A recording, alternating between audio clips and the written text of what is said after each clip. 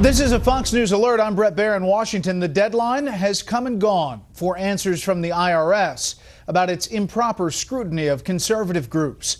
The next step is up to the Republicans and Democrats in the Senate who set that timetable.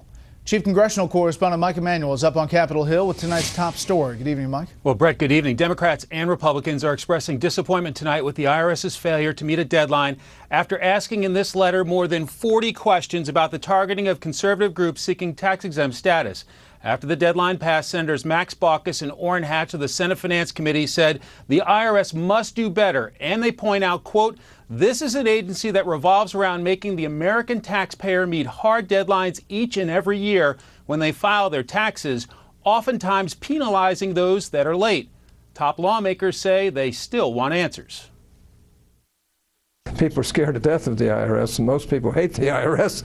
And, you know, to have politics going on in an agency that should be above politics is really difficult to put up with. And that's why we've asked for this information, and we intend to get it. Meanwhile, congressional investigators continue conducting transcripted interviews with 4 people who worked in the Cincinnati IRS office when the extra scrutiny of conservative organizations was taking place.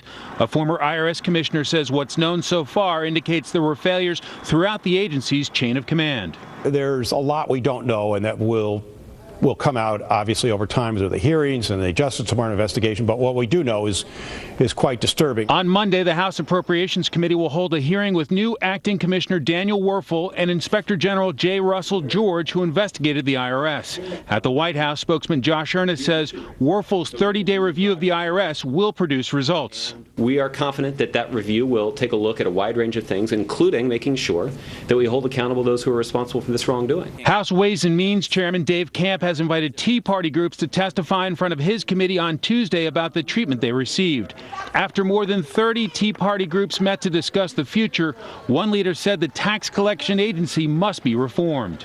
The IRS basically needs to have a wrecking ball taken to it. It needs to be completely altered and go to some kind of consumer-based tax system, fair tax or what have you. In a legislative memo to House Republicans obtained by Fox, Majority Leader Eric Cantor says the House will continue to hold the administration accountable. Cantor says lawmakers will continue working to determine who directed IRS employees to target conservative groups, why it was done, and who knew about it. Brett?